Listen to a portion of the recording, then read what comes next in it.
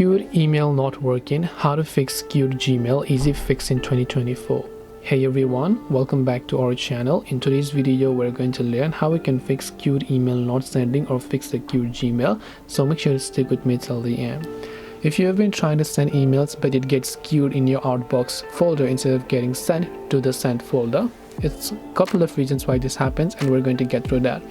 First of all, make sure that your internet connection is working just fine. If you're using Wi-Fi, try to switch to cellular data. If you're using cellular, try to switch back to Wi-Fi.